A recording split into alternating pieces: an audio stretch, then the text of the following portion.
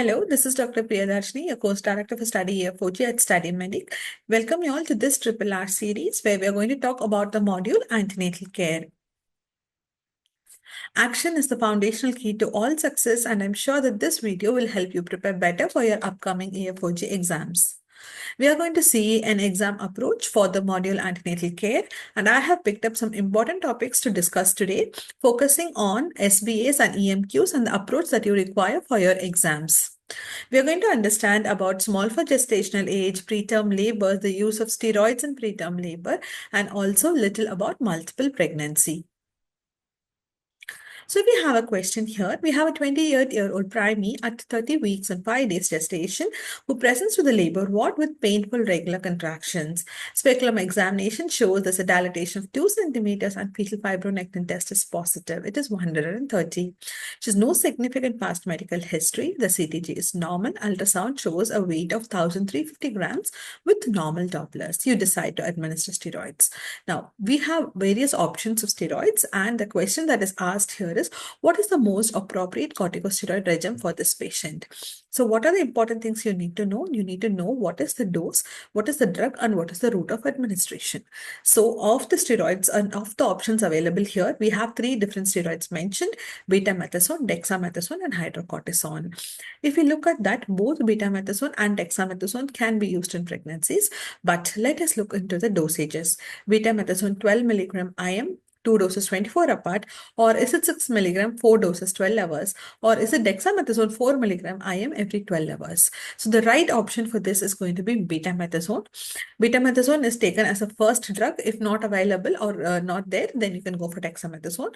The route is going to be intramuscular route, and the dose is going to be 12 milligram every 24 hours, 2 doses. If we take dexamethasone, we use the dose of 6 milligram IM every 12 hours for 48 hours. So that completes a total of 24 milligram of steroids. We have the next question here. We have a 32-year-old woman who's at 34 and 2 weeks, and she is admitted with preterm pre-labor rupture of membranes. That means it is a case of PPROM. She has already received a full course of antenatal steroids at 28+4 because of threatened preterm labor. Otherwise, she is fine and the fetal monitoring is reassuring. So what is the next most appropriate step you are going to do considering the corticosteroid administration? We see that the woman has already received, but the duration between the last dose of steroid and now is almost 5 to 6 weeks. So let us see, are we going to give her steroids or are we going to tell her no to steroids? So the most important point that we take here is the weeks of gestation of presentation, which is 34 plus 2. So usually after 33 plus 6 weeks, it is generally not advised to give steroids because it is not of any proven beneficial to administer steroids after that weeks of gestation. And also in this case, we see that she's already received a course of steroids. So administering her a second course is not going to give us any benefit. Hence, the answer is going to be do not administer further corticosteroids. These are some recommendations for the use of antenatal steroids. We see that the routine use of antenatal steroids is associated with a significant reduction in neonatal RDS, IVH, and it is also safe for the mother. So anyone with threatened preterm labor, when we look at the weeks of gestation, we can use steroids. And what is the weeks of gestation? It is usually between 24 to 34 weeks. Usually after 34 weeks, the use of antenatal steroids is not advised.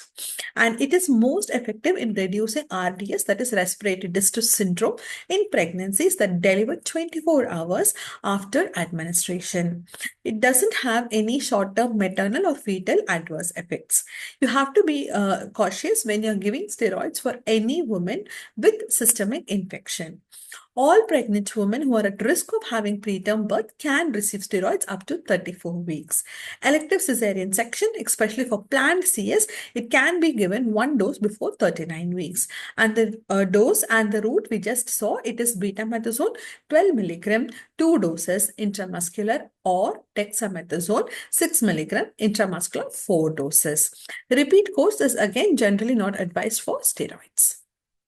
Going on to the next question, we have a 35-year-old Gravida 3 Para 2 who is presenting with painless bright red vaginal bleeding of approximately 150 ml. Her weeks of gestation is exactly 37 weeks. She has a history of 2 previous cesarean section. Her BP right now is 110 over 70 millimeters of mercury, and the fetal heart rate is reassuring. Ultrasound shows the diagnosis of placenta previa major, otherwise she is hemodynamically stable. So whenever you're having such a question, what are the important parameters or points you need to pick up from the question? First thing is the maternal stability. Second thing is the fetal stability. We see that the mom is hemodynamically stable. Her BP is normal and the amount of bleeding is only 150 ml. Looking at the baby is also stable. So when given both the mother and the baby are stable, one thing is we can say that it is not an emergency condition. However, there are other factors that you have to keep in mind, whether we are going to plan a delivery immediately or whether we can give some time for her to go further in her pregnancy. So what are the important factors you need to keep in mind? First one is the weeks of gestation. In this particular case, we see she's already 37 weeks. Second thing is we also have to look at the most likely diagnosis. The likely diagnosis here based on the ultrasound is placenta previa major. So what are we going to do for a woman 37 weeks placenta previa who has come with bleeding? Are we going to do an emergency cesarean section? Are we going to give her tranexamic acid or await further bleeding? Are we going to admit her for close monitoring and plan for delivery at 38 weeks? Are we going to induce labor? Are we going to discharge home? These are the options. Now, as I already told, we are not going to do an emergency cesarean section because both the maternal and the fetal conditions are stable. Are we going to give her tranexamic acid and wait for the bleeding? If she's going to bleed more, of course, it's going to be catastrophic. And tranexamic acid can have a control over the bleeding, but not to a great extent, especially when we know the diagnosis. Are we going to induce labor with controlled amniotomy? A placenta previa major cannot deliver vaginally, and hence induction of labor is not indicated in this condition. Are we going to discharge her home if the bleeding is going to stop after 4 hours? Or are we going to admit the patient and have a close monitoring? So we are left with 2 options. This woman will definitely need an admission and close monitoring, and we can plan delivery at 38 weeks if possible. However, in the due course, if the woman is going to bleed heavily, then we'll have to deliver her. Now, what is the need for admitting the woman? Can't we send her home? There comes the doubt. A woman who is presenting with antepartum hemorrhage of 150 ml, especially with a diagnosis of major placenta previa, needs a very close monitoring. And it is for this purpose we need to admit the women and then plan delivery later on. Now, this is an algorithm which is going to help us for the management of antepartum hemorrhage, especially for placenta previa. Now, whenever we have a low-lying placenta that is being diagnosed at an anomaly scan, which is done usually 18 to 20 weeks, then we will have to repeat a transvaginal ultrasound at 32 weeks to understand if the placenta has migrated up or it is still presenting low. If the woman stays asymptomatic throughout her pregnancy, then we can give her a dose of steroids at around 34 to 36 weeks if required. And because usually we see that the steroids is only needed till 34 weeks. However, this can go by a case-to-case discussion. And the woman, we can offer her a rescan at 36 weeks to understand if she is still having placenta previa. If placenta previa, then depending on the degree of placenta previa, we can decide the route of delivery and the time of delivery. If the woman has got major placenta previa, in which the vaginal delivery is contraindicated, then we have to opt for elective cesarean section. What if the woman is going to come to us with recurrent episodes of bleeding? Recurrence bleeding with placenta previa means she will need steroid cover before 34 weeks. Why? Because she has a very high risk of having a preterm labor or presenting to us with a major antepartum hemorrhage which requires an iatrogenic delivery before 34 weeks. And that is the reason we say the woman will need steroids before 34 weeks.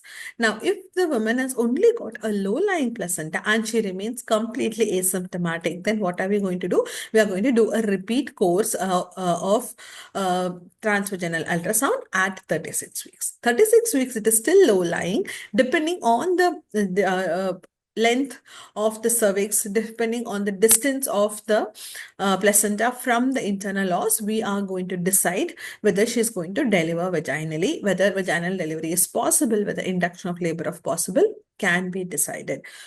Next, we have to see what if the placenta is more than 20 millimeter from the os. That means the woman doesn't need any further ultrasound examination that rules out low-lying placenta. Now, vein placenta previa, another important factor that we have to keep in mind is the placenta accreta spectrum. Now, what is placenta accreta spectrum? It is an abnormal attachment of the placenta to the uterus. We have three different conditions here. Placenta accreta, where there is just attachment; increta, where the placenta has gone into the myometrium; and percreta, where the placenta has completely gone through and through the walls of the uterus and it has breached the serosal layer also. In such a condition, then we have to do an ultrasound to rule out placenta accreta spectrum. But remember, there is no universal screening that is advisable to rule out placenta accreta spectrum. Now, if placenta accreta spectrum is suspected or diagnosed, then the management option is going to be an elective cesarean section. However, we need the team arranged for that. And a multidisciplinary team is advised to manage a placenta accreta spectrum. Going on to the next question, we have a 30-year-old woman, gravida 2 para 1, who presents to us at 36 plus weeks with sudden onset of severe abdominal pain and vaginal bleeding. The bleeding is dark red and she reports reduced fetal movements over the last 3 hours. On examination, she's tachycardia, BP is 95 and 60, the uterus is rigid tender, CTG is showing late deceleration and reduced variability. Comparing this with the previous scenario we had, it is again a case of antepartum hemorrhage. However, the presentation and the diagnosis is varying here. In the presentation, if you see, the mother has got tachycardia, hypotension, and tender uterus, which means it is a case of placental abruption. Again, looking at the fetal CTG, it shows there is late deceleration and reduced variability, which again says that the fetus is also compromised. So this is a case of antepartum hemorrhage where both the maternal and the fetal condition is compromised. So what are we going to do? Are we going to give steroids? Are we going to just do serial CTG with Doppler studies? Are we going to give tocolytics? Or are we going to attempt for vaginal delivery? All these doesn't seem appropriate in this condition because both the maternal and the fetal conditions are affected. Hence, the right answer here is going to perform an urgent cesarean section. Now, whenever we have a major postpartum hemorrhage, we need to understand first importance is given for stabilization of the mother. If the mother is not hemodynamically stable, active measures must be taken to stabilize her hemodynamic status. However, remember, with an ongoing bleeding, whatever additional measures are taken to resuscitate the mother, the definitive management is only going to be by delivering the baby and to control the source of bleeding, which is the placenta. That's going to be the definitive management. Parallel to the resuscitation of the mother, we also have to look at the baby, where the weeks of gestation plays an important role for us to decide whether we are going to continue the pregnancy or whether we are going to offer her termination of pregnancy immediately. If possible, if you are able to stabilize the mother, the maternal conditions is completely normal, and we are having some considerations regarding the fetal weeks of gestation, we feel it's a preterm labor, then however, we can try to pull the pregnancy to at least 34 or 37 weeks if possible. But do not compromise the maternal condition just for the fetus, because we know an active bleeding from the mother is anyway going to keep the fetus under a compromised state. So the first thing is for resuscitation of the mother, stabilization of the mother. The definitive management is going to be delivery of the baby, let it be vaginal or cesarean section, depending on the condition. Going on to the next question, we have a 34-year-old gravida 1 para 0 who presents at 30 weeks and 2 days gestation.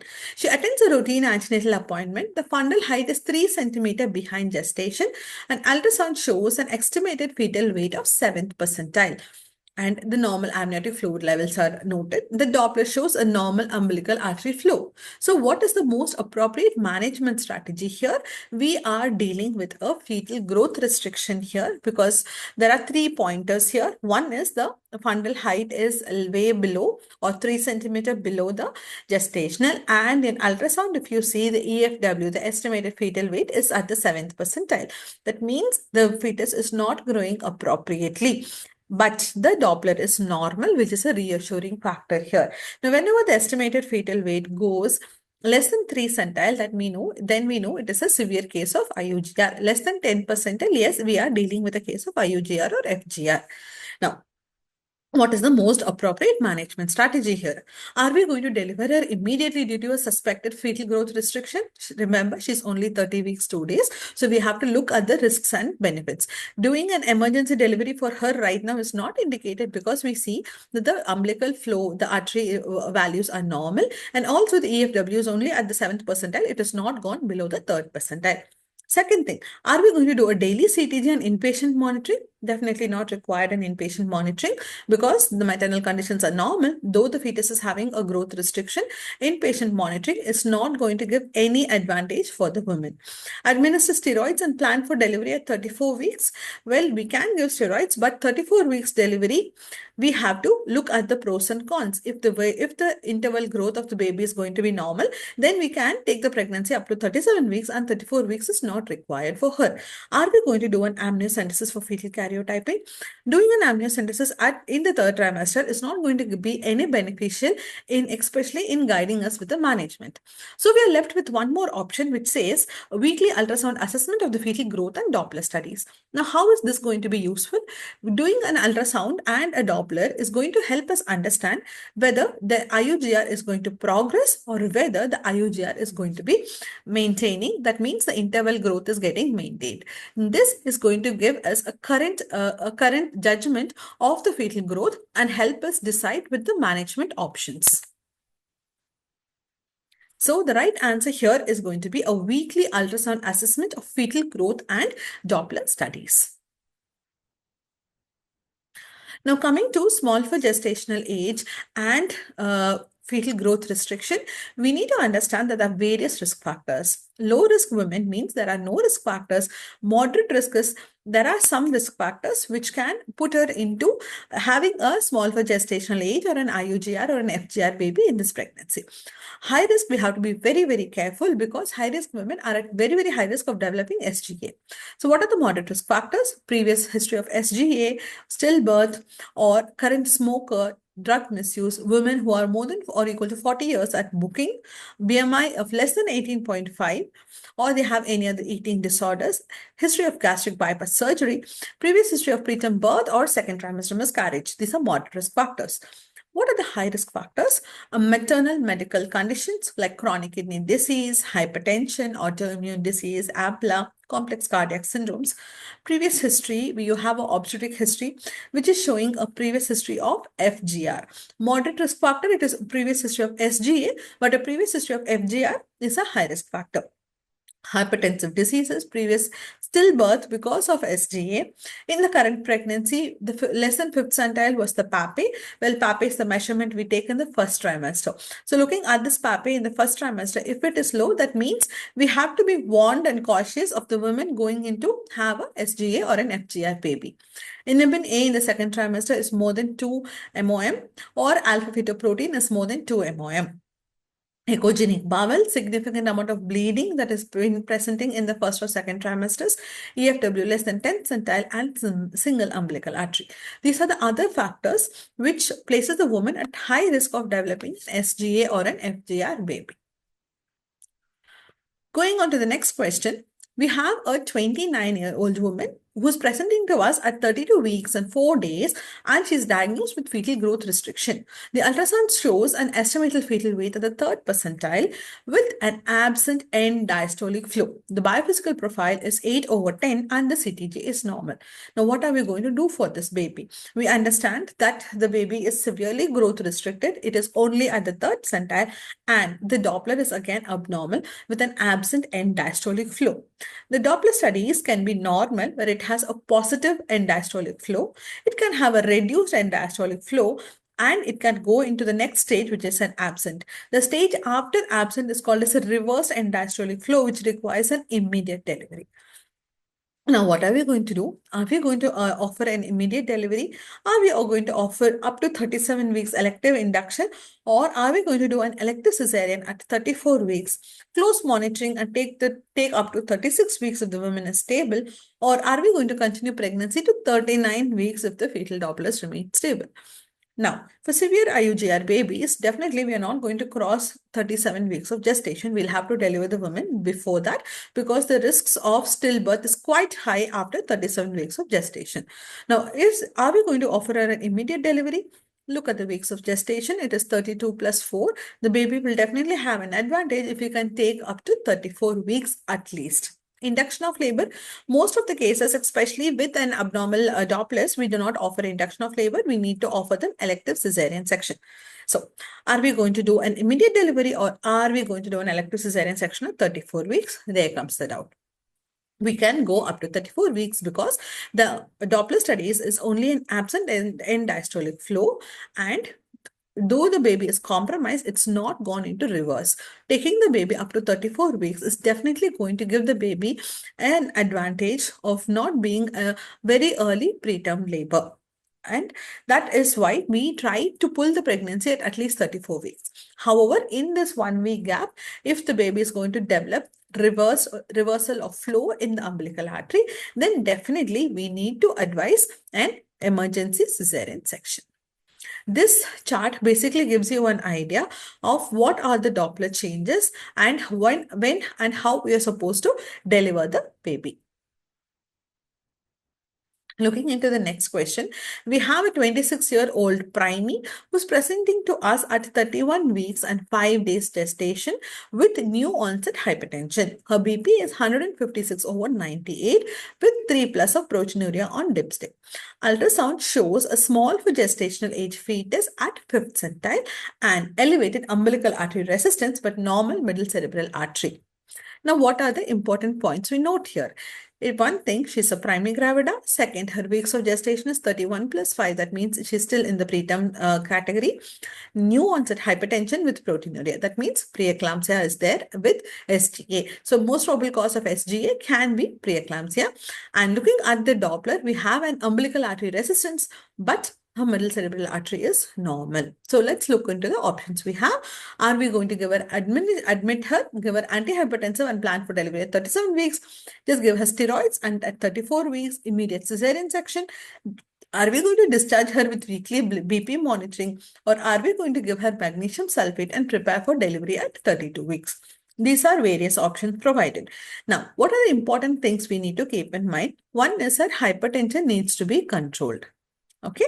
Second thing is she will need a very close observation to see whether the baby is going to go in for very severe growth restriction or whether the mother is going to develop imminent eclampsia and eclampsia. So in this condition, both the maternal and the fetal conditions need very, very close observation.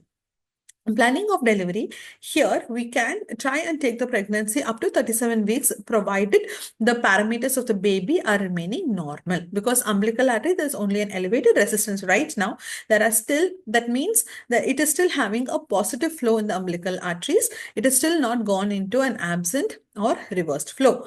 So the fetal parameters are kept in mind, and if the mother's BP is getting well controlled with antihypertensives, definitely the pregnancy can be taken up to 37 weeks. So what are we going to do? We are going to administer corticosteroids. And here delivery they have given her 34 weeks. Why? Because that's the only option we have here. Now, if the Doppler is going to become abnormal, that means we have to deliver the baby by 34 weeks. But if the Doppler is going to be remaining the same with a positive flow, then probably we can take the pregnancy later on. Now, we have a 31-year-old G1P0 woman with a dichorionic diamniotic twin pregnancy who is presenting to us at 32 weeks and 2 days. She is coming to us with preterm labor symptoms. She has received one previous course of corticosteroids at 26 weeks. So, what is the most appropriate next step here? Are we going to give her a repeat course of steroids, or Are we going to give her Maxilf, do an emergency delivery? Are we going to admit her, or are we going to discharge home if contractions subside? Now, what are the key points to note here? She is a twin pregnancy, dichorionic, diamniotic twins, because as such, twins have a very high risk of having preterm labor, and the weeks of gestation is 32 plus 2.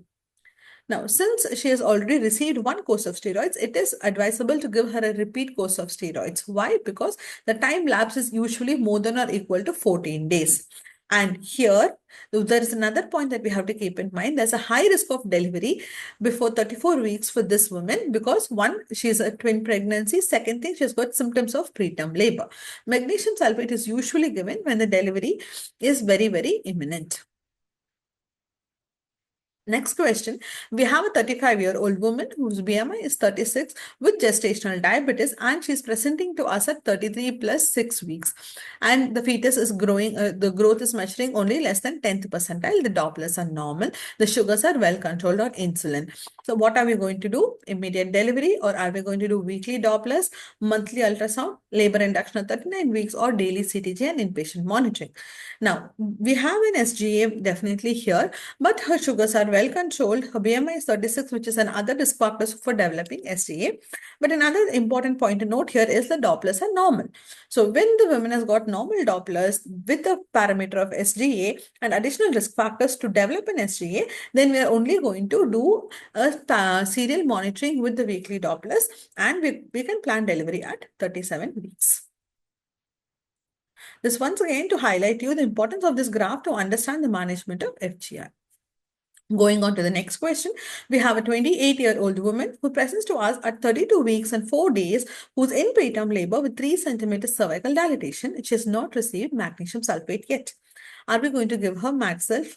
Are we going to delay Maxilf until the delivery is imminent? Only administer if preeclampsia is present. Avoid Maxilf before 32 weeks, or administer only if cesarean section is planned. Now, magnesium sulfate is a drug which can be used for fetal neuroprotection. It is given till 29 plus 6 weeks. However, later on, it can be offered to the woman at least till 34 weeks to reduce the risk of cerebral palsy. Now, going into EMQs, the best approach to have for an EMQ is the cover test. Cover test, we look at the scenario, we try to come to a conclusion, and then we go back to the options to understand if our conclusion is right. If not, then we look into the options there and analyze which is going to best suit the condition. Now, we have scenarios with CTG that has been presented to us. We have Maria, who's 34-year-old, gravida 2 para 1 at 34 plus 5 weeks, and she's come with sudden severe abdominal pain, dark vaginal bleeding, reduced fetal movement. She has chronic hypertension and a previous cesarean section.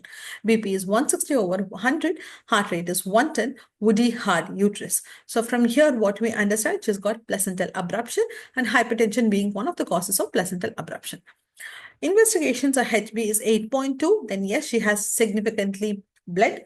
Platelet is 88,000. The PT-INR is prolonged, and fibrinogen level, if you see, it is dropped down to 1.5. CTG, if you look, the CTG is not a normal CTG. It shows severe deceleration that has been seen. And if you look, the base of the deceleration is reaching up to 80 beats per minute, which means the baby is also compromised here. This woman with acute abruption will definitely need an emergency delivery. Now, this will going back to the option that has been provided here. This is a case of placental abruption, which needs an emergency delivery. So I go with option 2.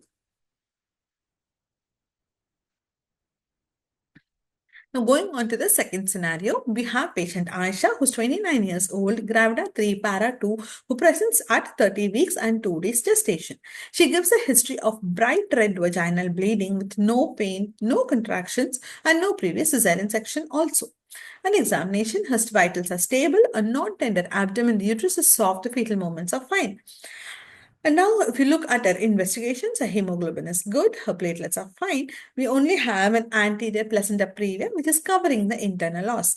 Now, in this, if you look at the maternal condition and the fetal condition, the mom is also doing good, the baby is also doing good. Now, in this condition, what are we going to do? The CTG looks essentially normal. The baseline is around 140 with accelerations reaching up to 160, and it looks like a normal CTG. Now, the diagnosis here in this condition is definitely going to be a placenta previa.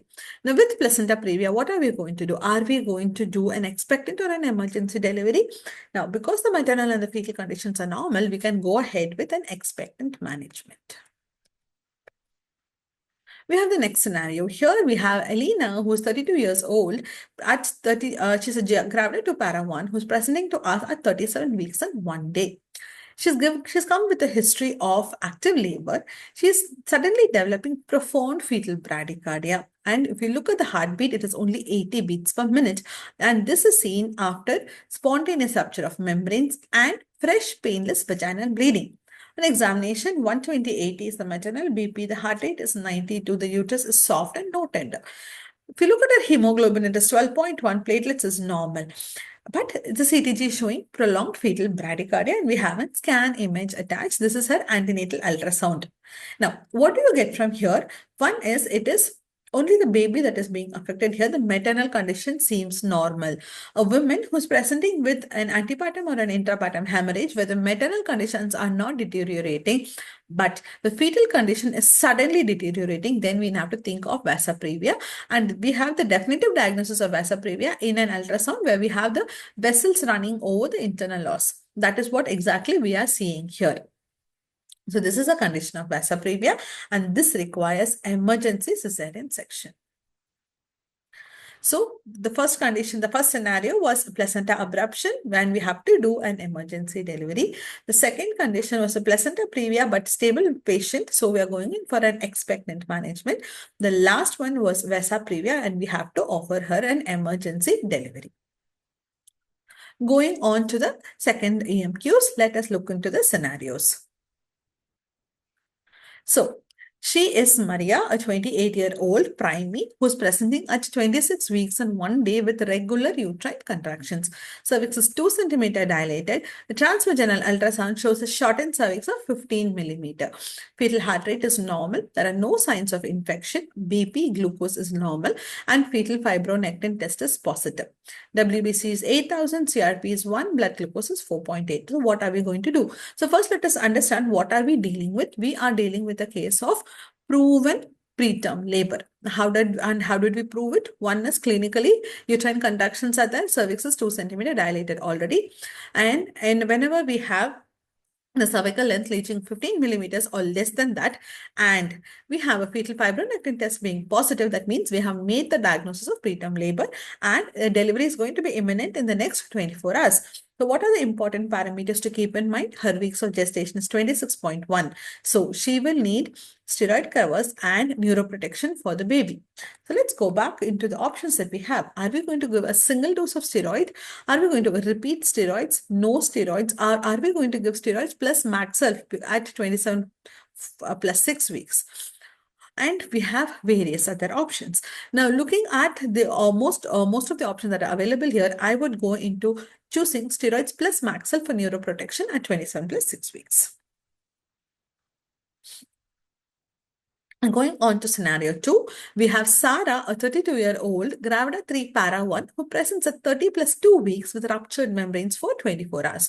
So we are dealing with a case of PPROM. She has fever, tachycardia, uterine tenderness, PPROM with signs of sepsis. So we need to keep in mind chorioamnitis.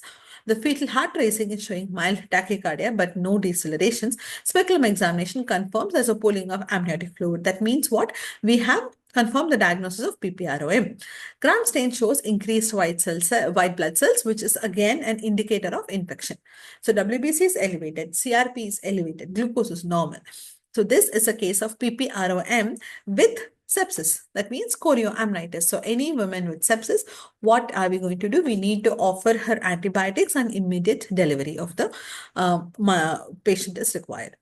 So what are the options we have here? Are we going to give a single course of betamethasone, dexamethasone, no steroids?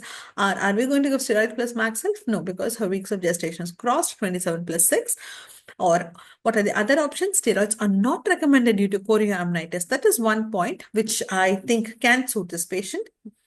A single course of steroids for suspected PPRM? No. We have proven the diagnosis of PPRM by looking at the pooling of blood. Delayed steroids because of diabetes? No, that again doesn't suit here. Administer steroid and tocolytics to delay labor? Definitely no, because it's a case of chorioamnitis and immediate delivery is required. So let us see. And we also have one more option there. Steroids is contraindicated due to maternal sepsis.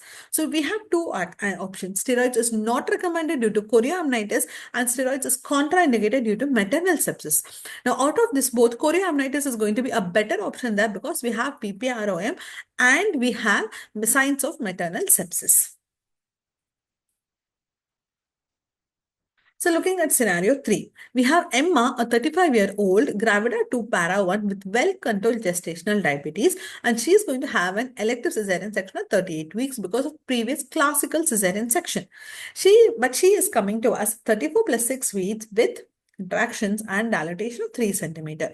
Fasting sugars is 5.1, but otherwise she's good. Estimated fetal weight is 2.5 kg, which is at 45th centile. That means the baby is grown well and the fetal heart racing is normal. So what are we going to do her? Are we going to delay the labor? Are we going to give her a course of steroids? Is Maxil going to be given? These are the options that we have to keep in mind. Magnesium sulfate not needed because she is 34 plus 6. Again, steroids, it's a benefit of doubt because she's anyway crossed 34 weeks. Next, we have to look at the baby size. The baby is of a good size, so she can deliver vaginally also. And if you look at the other complications that are presented here, she has had a previous classical cesarean section. However, now she's in good contraction. She's getting good contraction and she's already come with a dilatation of 3 centimeters. So are we going to allow her for a cesarean section or are we going to give her a trial of vaginal delivery? This is the other point that we have to keep in mind. Let's look at the answers now. The first one, we have to give her steroids plus Maxil for neuroprotection because the weeks of gestation was only 26 plus 1. Second one, steroids is not recommended due to chorioamnitis. So we have two very close options here, steroid contraindicated due to maternal sepsis and steroid not recommended due to chorioamnitis.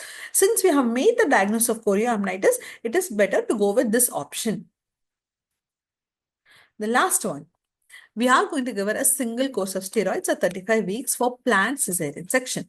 Now, why are we going to give her this? Because we are going to offer her a planned cesarean section before 39 weeks. And second thing, because of the classical cesarean section in the previous time, she has a very high risk of going in for rupture uterus, and hence having a cesarean section now is going to be more beneficial for her. Now, looking at the next AMQ, again, we have a lot of options here, but let us go into the questions first. We have Emma, a 29-year-old Nalli. She is referred at 32 plus 5 weeks for a growth scan because she had a previous pregnancy with a suspected FGR. She has no known medical conditions. BMI is 22. Blood pressure is normal. No proteinuria and GTT is all normal. In an ultrasound, the estimated fetal weight is on the 8th centile with a normal umbilical artery waveform and an AFI of 10.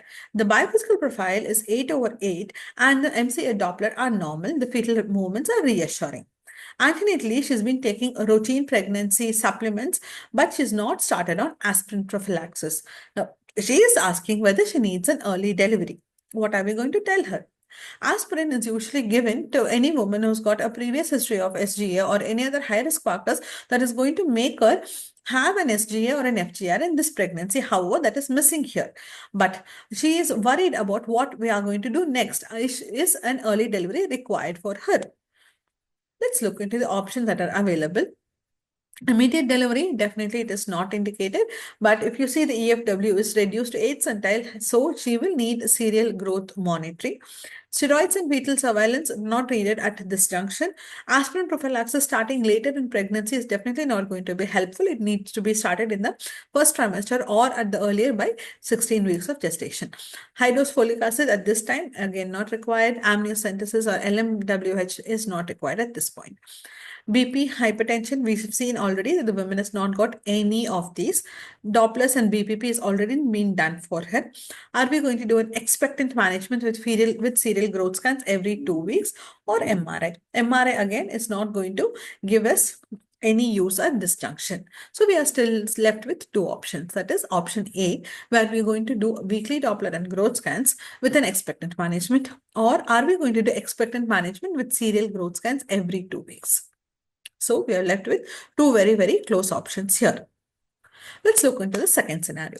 We have Sophia, a 34-year-old primey, who's presenting to us at 34 weeks and 2 days to the maternity triage unit with complaints of reduced fetal movements for 24 hours. So already we have two risk factors here. One, she is preterm. Second one is reduced fetal movements. Add on to that, we also see that she has a history of chronic hypertension who's taking labetalol, but nothing else, no other significant history like diabetes or autoimmune disorders. BP is 135 by 90. Okay, it's an acceptable BP. There's no proteinuria. CTJ is normal. Growth scan shows that EFW is third percentile. Yes, there are very high risk factors. One is chronic hypertension. Second is primary gravida. And it also has a very, very important finding here. The Doppler shows absent end diastolic flow and the cerebroplacental ratio is abnormal. That means already the brain sparring effect has been come there. AFI is again reduced, is only 6 centimeters. The biophysical profile is low. Right now, she is asymptomatic, but then she is more worried about when and how we are going to deliver her. So for the management and necessity for delivery, now what are we going to do? She will require a very, very close observation. Again, we'll be left with two more options here, as we were saying. Are we going to do a serial weekly ultrasound with Doppler, or are we going to do her every 2 weeks? I would suggest for the first scenario, I will go with 2 weekly observations, whereas for this condition, we need a weekly serial ultrasound with Doppler studies.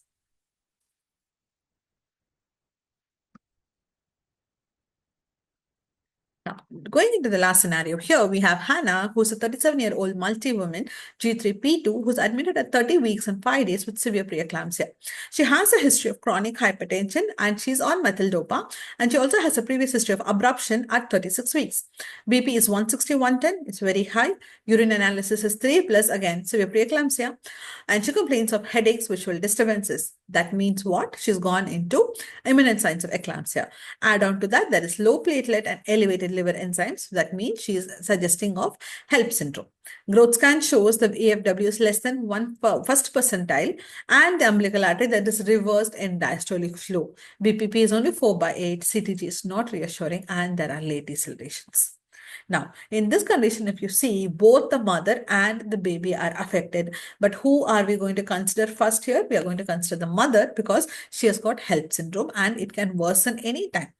Second thing, the baby is affected and the baby's condition is going to improve only after delivery, which is the definitive management of severe preeclampsia or HELP syndrome. Now, what are we going to do? We'll have to do an emergency delivery of this baby here. One last scenario, we have Isla, a 28-year-old woman, G2P1, who presents to us at 22 and 3 weeks for a detailed anomaly scan. First pregnancy, she had trisomy 18 and she's extremely anxious about it. Her BMI is normal and she has been taken prenatal folic acid. Ultrasound shows a severe IUGR, oligoamnios, abnormal ductus venosus with a reduced AV flow. The fetal anatomy scan shows a small cerebellum with mild ventriculomegaly and the uterine artery Doppler showing a high resistance with notching. Her TORCH screening is negative, but her first trimester screening was also showing very low risk for aneuploidy. But giving her history of trisomy 18, she's more worried about her genetic causes. Now, if you look here, she is worried about her genetic causes, and which is the only test that's going to give us, especially at this gestation that we do, which is going to give us an idea about the genetic makeup of the baby, is going to be an amniocentesis. So let's look into the answers now. In scenario 1, as I told, because the baby's Dopplers are normal and the EFW is 8 weeks, it is only a mild case of SGA and we can go for expectant management with serial growth scans every 2 weeks. Now, going to scenario 2, are we going to give her management every weekly or are we going to give her an immediate delivery at 34 weeks? Now, this condition, there is an absent end diastolic flow, which means we have to deliver the baby at 34 weeks. Still, there are two options. Are we going in for cesarean section or are we giving an option of induction of labor? well, cesarean section is still going to be a safer option for these women. Induction of labor, the baby might not take up easily because it is already a growth restricted and in a chronic state of hypoxia for a long time. So I would still go into an option of immediate delivery with cesarean section at 34 weeks. But let me go back to understand if I have such an option here. Now, looking at the options that I have here, I have an expectant management with weekly Doppler, no. Delivery with induction of labor at 37 weeks, definitely no. Delivery via induction of labor at 34 weeks. I agree with 2 points here. Delivery is required, 34 weeks, I agree, but again, induction of labor may or may not. Immediate delivery by a category 1, no, it is not a condition for cat 1 cesarean section. Are we going to use steroids and fetal surveillance, or are we going to do low dose aspirin, high dose folic acid, amniocentesis, maternal anticoagulation? All these are not at all suiting this woman. Another option that we left with here is an expectant management every 2 weeks. Again, no, this is not going to help us at all. So looking at the options that are available here, which says that I'll have to deliver the baby at 34 weeks. And that is the reason I'm going in for option C, an immediate delivery and induction of labor at 34 weeks. However, remember, if you have an option of immediate delivery via cesarean section at 34 weeks, that will still be a better option because this baby's Dopplers are completely abnormal. Going into the third scenario that we were discussing. Yes, third scenario, it is emergency delivery. So we are going to do a category 1 cesarean section and we are going to deliver the baby out because both the mother and the baby, both of them are unstable. The last one, as we just saw, the woman is more worried about the genetic makeup of the baby. So we are going to offer an amniocentesis for karyotyping at 22 plus weeks of gestation. And these were some of the questions and also how you approach your SBS and EMQs in your exam. Hope this video was useful to you. Do subscribe to our YouTube channel and we have created more than 100K students there and all this 100K have success stories. Hope you guys will join in the success story too. Thank you once again.